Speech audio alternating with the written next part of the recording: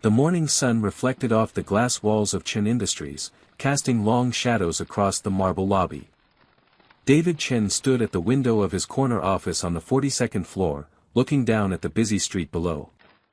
People looked like tiny ants from this height, rushing to their jobs, carrying their morning coffee, completely unaware that the man watching them controlled a business empire worth $3 billion.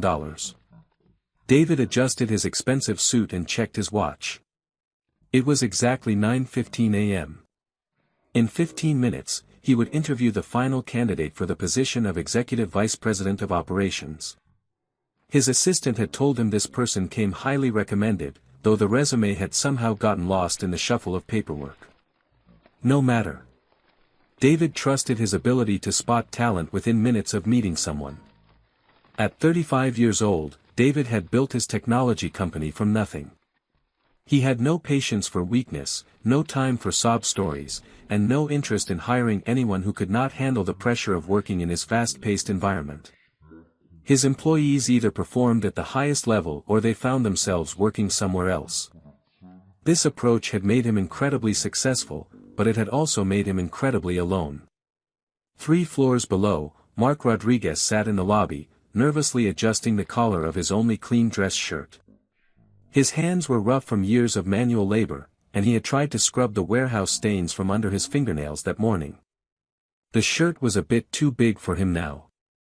He had lost weight over the past few months, not from any diet plan, but because sometimes he made sure his children ate dinner before worrying about his own meal. Mark held a folded piece of paper in his pocket. It was the job posting he had found online for a custodial position at Chen Industries.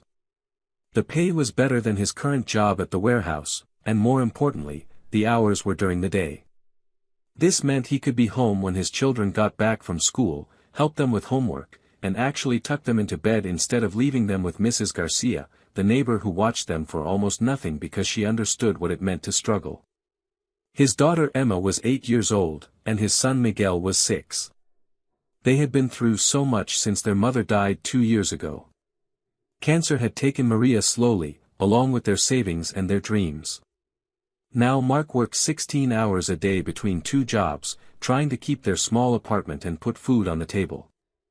Emma needed new shoes, and Miguel had been asking for weeks if they could afford to buy him a book that his classmates were reading for school. Mark looked around the expensive lobby and wondered if he was making a mistake. Everything here screamed money and success. The security guard wore a uniform that probably cost more than Mark made in a week. The plants looked like they came from some exotic location, and the furniture looked like it belonged in a museum. Maybe he did not belong here. Maybe he should just go back to the warehouse and forget about trying to find something better. But then he thought about Emma coughing last night, and how he had no money for the doctor visit she probably needed. He thought about Miguel asking him why they never went anywhere fun like his friends at school. Mark stood up straighter. He would not give up without trying. His children deserved a father who fought for them. The elevator dinged, and a woman in a sharp business suit stepped out. She looked around the lobby with a confused expression, then walked to the reception desk. Mark watched as she spoke with the receptionist, showing some kind of identification. After a moment, the receptionist pointed toward the elevator, and the woman shook her head, checking her phone. She seemed to be running late for something. "Mark Rodriguez?" A voice called out. Mark turned to see a young man in an expensive suit approaching him. The man looked at a tablet in his hands, then back at Mark. "Mr. Chen is ready to see you now. Sorry to keep you waiting." Mark felt his heart rate increase. He had expected to meet with someone from human resources first, not the big boss himself. He had read about David Chen in the local newspaper. The man was famous for being tough, smart, and completely focused on success. Mark wondered if Mr. Chen personally interviewed everyone who applied to work at his company, even the janitors. "Is there anything I need to know before we go up?" Mark asked as they walked toward the elevator. The young man looked at his tablet again. "Just be yourself. Mr. Chen values honesty and real experience. He can spot fake people from a mile away. The elevator ride to the 42nd floor felt like it lasted forever. Mark tried to calm his nerves by thinking about what he would say. He had never applied for a custodial job at such a big company before, but he had been cleaning offices for 3 years as his second job. He knew how to work hard, how to pay attention to details, and how to stay out of people's way while they did their important business. The elevator doors opened to reveal a floor that looked nothing like any workplace Mark had ever seen. The walls were made of glass, and he could see people in expensive clothes sitting around huge conference tables, pointing at charts and graphs on enormous screens. Everyone looked serious and important, like they were making decisions that affected thousands of people. "Right this way," the young man said, leading Mark down a hallway lined with awards and photographs of David Chen shaking hands with politicians and celebrities. "Mr. Chen's office is just ahead." Mark felt more nervous with each step. Maybe this was how all big companies worked. Maybe Mr. Chen interviewed every employee personally because he cared about every person who worked for him. That would actually be pretty nice, Mark thought. Most of his bosses over the years had barely known his name. They stopped in front of a door with "David Chen, Chief Executive Officer," written in gold letters. The young man knocked twice, then opened the door without waiting for an answer. "Mr. Rodriguez is here for his 9:30 appointment, Mr. Chen." David looked up from his desk and saw a man who definitely did not look like the high-powered executive he had been expecting. Mark was wearing a shirt that had been ironed carefully but was clearly not expensive. His shoes were clean but worn, and his hair was cut simply, probably at home or at a basic barbershop. But something about the man's posture caught David's attention. Mark stood straight, looked him directly in the eyes, and waited politely to be invited to sit down. "Please, have a seat," David said, gesturing to the leather chair across from his desk. "Thank you, James. Please close the door behind you." As Mark sat down, he placed his hands carefully on his knees and looked around the office. David watched his face, trying to read his expression. The man seemed genuinely impressed by the view from the windows, but not intimidated by the expensive furniture or the awards covering the walls. Most people who came to his office either acted like they belonged there even when they clearly did not, or they were so nervous they could barely speak. This man seemed calm and respectful. "So," David began, leaning back in his chair, "tell me about your experience managing complex operations." Mark blinked, surprised by the question.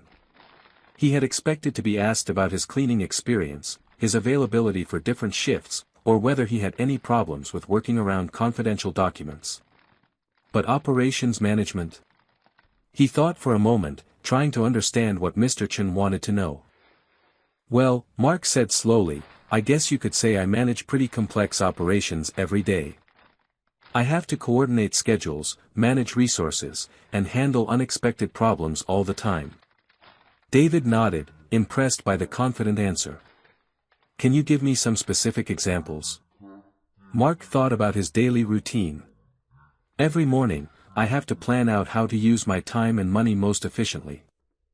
I work at a warehouse from midnight to 8 a.m., then I need to get home, wake up my kids, make their breakfast, get them ready for school, and drop them off before my neighbor can watch them. Then I have 3 hours to sleep before I need to pick them up, help with homework, make dinner, and get them to bed before I leave for work again." David found himself leaning forward, interested despite himself. This was not the typical corporate speak he usually heard.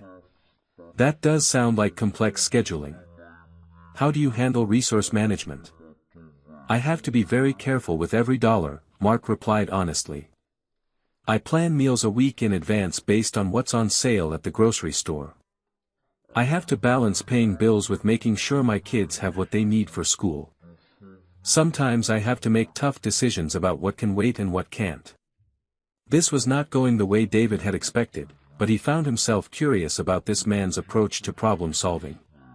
"What about crisis management? How do you handle unexpected situations?" Mark's expression became more serious. "Last month, my daughter got sick on a school day. I had to leave work at the warehouse, pick her up, take her to the emergency clinic, and figure out how to pay for the visit while missing half a day's wages. I had to call my other job to arrange my schedule, find someone to watch my son, and still make sure both kids felt safe and cared for. David realized he was getting a completely different perspective on management skills than he had ever heard in a corporate interview. This man was talking about real-world pressure, actual consequences, and life-or-death decision-making. Most of the executives he knew talked about quarterly profits and market strategies, but they had assistants to handle anything that required real personal responsibility. How do you motivate your team? David asked, curious to see how this line of questioning would continue. Mark smiled for the first time since entering the office. My kids are my team, and they motivate me more than I motivate them. But I try to lead by example. I want them to see that no matter how hard things get, we don't give up. We work hard, we take care of each other, and we always try to do the right thing even when it's difficult. David felt something unusual stirring in his chest. When was the last time someone had talked about work in terms of taking care of people rather than beating the competition? What would you say is your biggest strength as a leader? I think it's that I understand what's really important, Mark answered without hesitation. I've learned that you can lose money, you can lose jobs, you can lose almost everything, but as long as you have people who depend on you, you find a way to keep going. I don't waste time on things that don't matter, and I never forget that every decision I make affects real people. David looked at this man sitting across from his desk and realized he was having the most interesting conversation he had experienced in months. Mark Rodriguez was not polished or smooth, but there was something genuine about him that David rarely encountered in his world of corporate politics and calculated networking. Just then, Mark's phone buzzed in his pocket. He quickly reached for it, his face immediately showing concern as he read the message. Mark's face went pale as he stared at the message on his phone. His hand started to shake slightly, and David noticed the sudden change in his demeanor. The confidence that Mark had shown throughout their conversation seemed to drain away in an instant. I'm sorry, Mr. Chen, Mark said, his voice tight with worry. This is about my children. David watched as Mark's eyes darted between his phone and the door. The man looked like he was calculating something in his head, weighing options that David could not understand. Is everything all right? David asked, surprised by his own concern for this stranger's problem. Mark read the message again, hoping he had misunderstood it the first time. But the words were clear, Emma is running a fever and asking for you. Miguel is upset because she's crying. Can you come get them? I have to leave for my doctor appointment in 30 minutes. Mrs. Garcia. My daughter is sick, Mark explained, his voice barely above a whisper. My babysitter has to leave, and I need to pick up my children. David looked at his watch. It was only 9:45 a.m. Can't someone else handle it? Family member? Other babysitter? Mark shook his head slowly. There's nobody else. It's just me and them. For the first time in years, David found himself genuinely curious about someone else's personal situation. He had always kept his business life completely separate from any emotional connections. Personal problems were exactly that, personal. They had no place in his office or his company. But something about Mark's obvious distress made him want to understand. What about your wife? David asked gently. Mark's jaw tightened, and he looked down at his hands. My wife died 2 years ago. It's been just the three of us since then. The silence in the office felt heavy. David had expected to spend this morning interviewing someone about profit margins and corporate strategies. Instead, he was sitting across from a widowed father who was struggling with the impossible balance between keeping a job and taking care of sick children. How old are your children? David found himself asking. Emma is 8, and Miguel is 6, Mark replied. Emma has been getting sick more often lately, but we can't afford to take her to the doctor unless it's really serious. Mrs. Garcia, our neighbor, watches them when I'm at work. She's been like a grandmother to them, but she has her own health problems. David felt something uncomfortable stirring in his chest. He had never thought much about what happened to his employees when they left work each day. He knew some of them had families, but it had never occurred to him to wonder about the details of their lives. The children who needed help with homework, the sick relatives who required care, the endless juggling act that people like Mark performed every single day. "You mentioned working at a warehouse," David said slowly. "When do you work there?" "Midnight to 8 a.m., Mark answered. "Then I come home, get the kids ready for school, and try to sleep for a few hours before I have to pick them up again." David did the math in his head. "When do you sleep?" "Usually about 3 hours in the afternoon, sometimes less if the kids need something or if I have to run errands." "And you've been doing this for 2 years?" Mark nodded. "I also work weekend mornings cleaning offices, including some floors in this building, actually. That's how I heard about the custodial position here." David felt like the air had been knocked out of his lungs. "Custodial position?" Mark looked confused by David's surprise. "Yes, sir. The night custodial position. The listing said you needed someone reliable for the overnight cleaning shift. The pay is better than my warehouse job, and the hours would be perfect because I could be home when my kids get back from school." David stared at Mark, trying to process what he had just heard. "You're here to interview for a cleaning job?" "Yes, sir," Mark replied, now looking worried that he had said something wrong. "Isn't that what this is about?" David felt his world shift slightly on its axis. For the past 30 minutes, he had been interviewing this man for an executive position, asking him about management strategies and leadership skills. Mark had been answering questions about his life as a single father, trying to make his experiences sound relevant to what he thought was a job interview for custodial work. "Mark," David said slowly, "I think there's been a misunderstanding." Mark's heart sank. He had known this was too good to be true. Companies like Chen Industries did not hire people like him for anything other than cleaning floors and emptying trash cans. He had gotten carried away, thinking that maybe Mr. Chen was just a hands-on boss who interviewed all his employees personally. "I understand if I'm not qualified," Mark said quickly.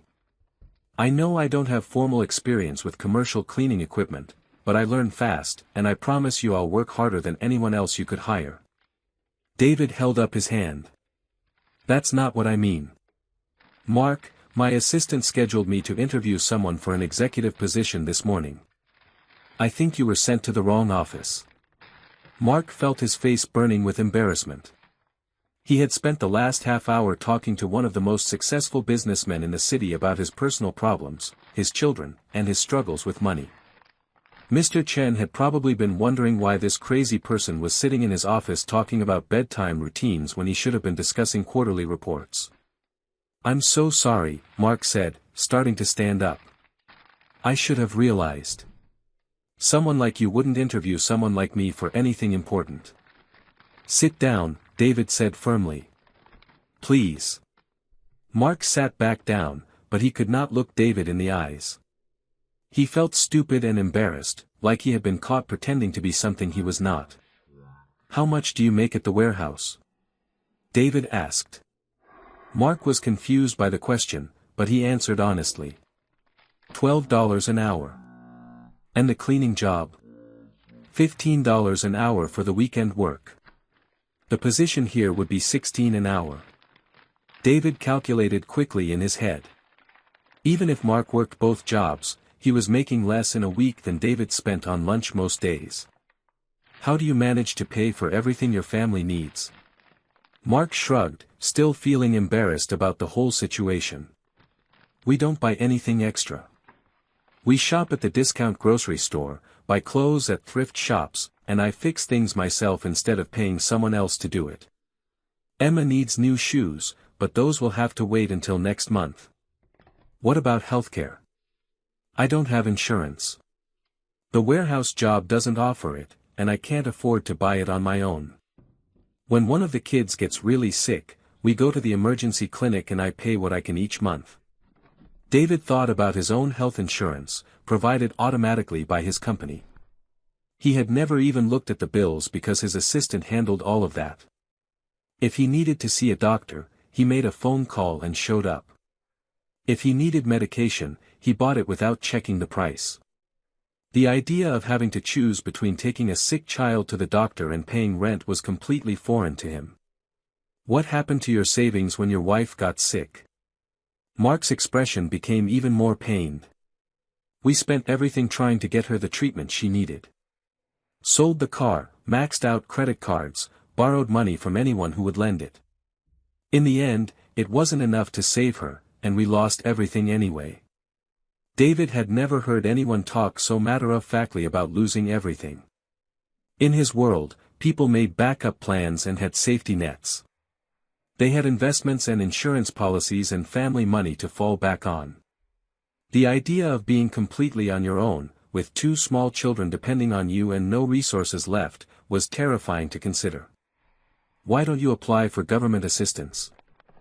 I make just enough money that we don't qualify for most programs, Mark explained. Too much for help, not enough to actually live comfortably. We get some help with food, but that's about it. Mark's phone buzzed again, and this time he answered it immediately. Hello, Mrs. Garcia, he said, his voice full of worry. How is she? David could hear a woman's voice speaking rapidly in Spanish on the other end of the line. Mark's face grew more concerned as he listened. I'll be right there, Mark said. Please don't leave until I get there. Mark hung up and looked at David with obvious distress. Her fever is getting worse, and now Miguel is crying because he's scared. Mrs. Garcia has to leave for a medical appointment that she's been waiting 3 months to get. How long will it take you to get home? If I can catch the bus right away, maybe 45 minutes, Mark said, already standing up. I'm really sorry, Mr. Chen. I know this makes me look unreliable, but my kids have to come first. David watched as Mark gathered his composure, preparing to rush out of the office and somehow figure out how to get across town to help his sick daughter. The man looked exhausted and worried, but determined to handle whatever crisis was waiting for him at home. Mark, David said suddenly. How were you planning to get to the interview for the custodial position? Mark paused at the door. I thought this was the interview for the custodial position. No, David said quietly. I think my assistant made a mistake with the scheduling. You were supposed to meet with someone in human resources on the 5th floor. Mark closed his eyes for a moment, and David could see him processing this information. Not only had he embarrassed himself in front of the CEO, but he had also missed his actual job interview. The opportunity he had been counting on to improve his family's situation had just slipped away. I really need to go, Mark said simply. As Mark reached for the door handle, David made a decision that surprised him more than anyone. Wait, David called out. Let me drive you home. Mark stared at David in complete confusion. The CEO of a billion-dollar company was offering to drive him home? It made no sense. People like David Chen did not drive people like Mark Rodriguez anywhere. They had drivers and assistants and probably helicopters for all Mark knew. I'm sorry, what? Mark asked, wondering if he had misheard. Let me drive you to your children, David said again, already reaching for his jacket. My car is faster than the bus, and your daughter needs you. Mark felt his heart racing, but not from panic this time. Mr. Chen, I can't ask you to do that. You're busy, and this isn't your problem. David looked at Mark with an expression that seemed different from the confident businessman who had started the interview an hour ago. Maybe it should be my problem. Before Mark could argue further, David was walking toward the door. Come on. We're wasting time. The elevator ride down to the parking garage was silent. Mark kept glancing at David, trying to understand what was happening. Rich people did not usually care about the personal problems of working people, especially people they had just met. Mark wondered if this was some kind of test, or if Mr. Chen was just being polite and would drop him off at the nearest bus stop. David's car was exactly what Mark expected from a billionaire. It was sleek and expensive looking, probably worth more than Mark would make in 10 years. But as they drove through the city traffic, David surprised Mark by asking for directions to his neighborhood instead of having some fancy GPS system tell them where to go.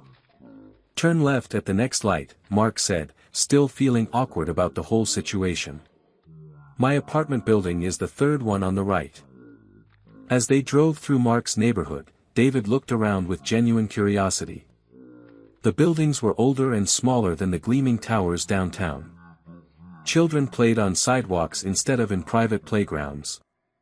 Small grocery stores and laundromats lined the streets instead of expensive restaurants and boutique shops. It was a completely different world from the one David lived in, but it looked more real somehow. "How long have you lived here?" David asked. "About a year," Mark replied. "We had to move after Maria died. Couldn't afford our old place anymore." David pulled up in front of a modest apartment building that had seen better days.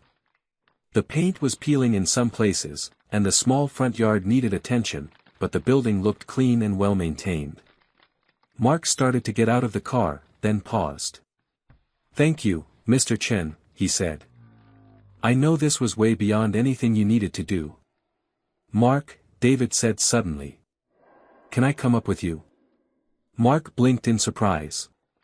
"You want to come to my apartment?" "I want to meet your children," David said simply. Mark stared at him for a moment, trying to understand why the CEO of Chen Industries would want to climb 3 flights of stairs to meet 2 kids in a tiny apartment. But Emma was sick and waiting for him, so he nodded and led the way. Mrs. Garcia met them at the door, speaking rapidly in Spanish about Emma's fever and Miguel's tears.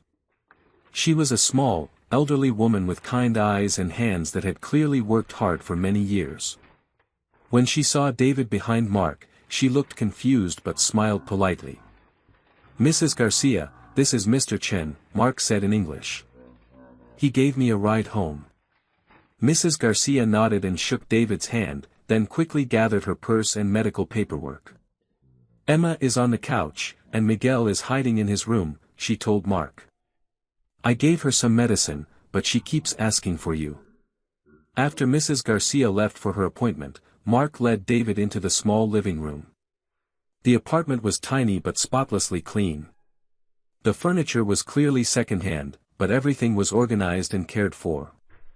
Children's artwork covered the refrigerator, and homework assignments were stacked neatly on a small table. Emma was curled up on the couch under a thin blanket, her dark hair damp with fever. When she saw her father, she reached up with small arms. "Daddy, I don't feel good," she whispered as Mark sat down beside her and pulled her onto his lap. "I know, baby," Mark said softly, feeling her forehead. "Daddy's here now." David watched from the doorway as Mark transformed from the nervous job applicant into a gentle, attentive father. He spoke to Emma in quiet, soothing tones, asked her about her symptoms, and checked to see if she had been drinking enough water. There was no panic, no frustration about missing work, just complete focus on making his daughter feel better. "Who's that?" Emma asked, noticing David for the first time. "This is Mr. Chen," Mark explained. "He's a friend who helped Daddy get home quickly." Emma looked at David with the direct curiosity that only children possess. "Are you rich?" she asked. David nearly smiled despite the serious situation. "Yes, I suppose I am." "Do you have kids?" "No, I don't." Emma nodded solemnly, as if this explained something important. "Daddy says being rich doesn't matter if you don't have people to love." David felt something twist in his chest. When was the last time anyone had talked to him about love? His world was full of contracts and profit margins and competitive advantages, but nobody had mentioned love in his presence for years. Miguel appeared in the doorway, a small boy with his father's dark eyes and a concerned expression. He approached slowly, clearly unsure about the stranger in their living room. "This is Miguel," Mark said, holding out his arm. Miguel came over and leaned against his father's side, studying David with shy curiosity. "Are you here to help Emma feel better?" Miguel asked David. "I hope so," David replied, though he was not sure how. As Mark took care of Emma and comforted Miguel, David found himself observing a kind of management skill he had never seen in any boardroom. Mark was simultaneously monitoring Emma's condition, reassuring Miguel that everything would be okay, planning what to do about work, and calculating whether they had enough medicine to get through the night. He was handling multiple priorities with limited resources, making quick decisions under pressure, and keeping his team motivated despite a difficult situation. "Mark," David said suddenly. "Can I talk to you in the kitchen?" Mark settled Emma back on the couch with her favorite stuffed animal and told Miguel to sit with his sister. The kitchen was barely big enough for 2 people, but it was clean and organized with the efficiency of someone who could not afford to waste space or time. "I want to offer you a job," David said without preamble. Mark looked confused. "I thought the custodial position was no longer available." "Not that job," David said. "A different job. Working directly for me." Mark stared at him. "Mr. Chen, I appreciate what you've done today, but I'm not qualified for any kind of executive position. I don't have a college degree or business experience or anything like that." "You have something more valuable than any of those things," David replied. "You understand what really matters.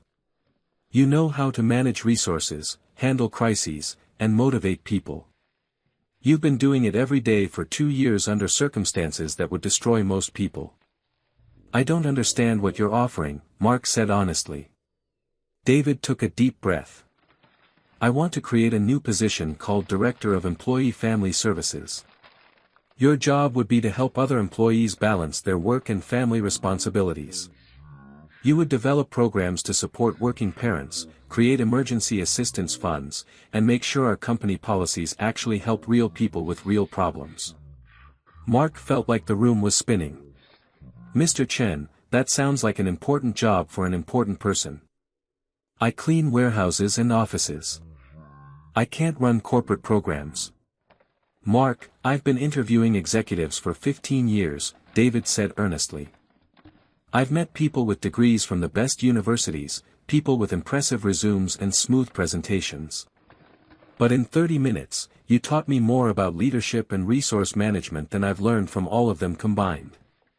David pulled out his phone and showed Mark a number. "This would be your starting salary." Mark looked at the screen and felt his knees go weak. The number was more money than he had ever imagined making. It was enough to take Emma to a real doctor, to buy Miguel new books, to rent a bigger apartment in a safer neighborhood. It was enough to give his children the stability and opportunities they deserved. "Why?" Mark whispered. "Why would you do this for someone you just met?" David looked through the kitchen doorway at Emma and Miguel, who were whispering together on the couch. Emma was showing Miguel pictures in a book, sharing a quiet moment despite feeling sick. Miguel was being gentle with his sister, understanding somehow that she needed extra care. "Because you've been doing the most important job in the world," David said quietly. "You've been raising 2 children to be kind, brave, and caring people while working impossible hours under incredible pressure. If you can manage that, you can manage anything." David continued, his voice growing stronger with conviction. "But that's not the only reason. I want to change how my company works. I want to create a place where people like you can succeed, where having a family isn't a disadvantage, where employees don't have to choose between their jobs and their children." Mark felt tears forming in his eyes. "What if I'm not good at it? What if I disappoint you?" "You won't," David said with certainty. "Because you understand something that I forgot somewhere along the way. Business isn't just about money. It's about people. And the most successful companies are the ones that help their people build good lives." 6 months later, the Chen Industries building looked the same from the outside, but everything inside had changed. The company now offered on-site childcare, emergency family assistance funds, flexible working schedules for parents, and comprehensive healthcare that covered employees' entire families. Mark's office was on the 20th floor, with a window overlooking the city. Emma and Miguel visited him there sometimes after school, doing their homework at the small table he had set up for them. Emma's chronic cough had disappeared after seeing a real doctor and getting proper treatment. Miguel was reading above grade level and had joined the school's math club. David found that the changes Mark had implemented did not hurt productivity or profits. Instead, employee satisfaction increased, turnover decreased, and the company attracted better talent because people wanted to work somewhere that supported their whole lives, not just their professional goals. But the most unexpected change was in David himself. He still worked hard and cared about success, but he had learned to measure success differently. He spent time with Mark's children, teaching Miguel about computers and listening to Emma read her favorite stories. He had started a mentorship program that connected successful executives with single parents in the community.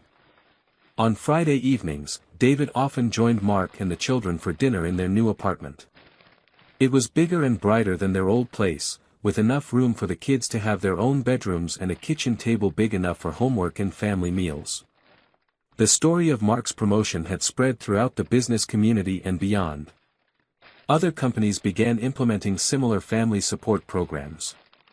Local news stations interviewed Mark about his work helping employees balance their responsibilities. Social media posts about the Chin Industries family policies went viral, attracting customers who wanted to support businesses that cared about their workers. Emma still asked David if he was rich whenever she saw him. But now she also asked him if he was happy, and for the first time in years, David could answer yes to both questions.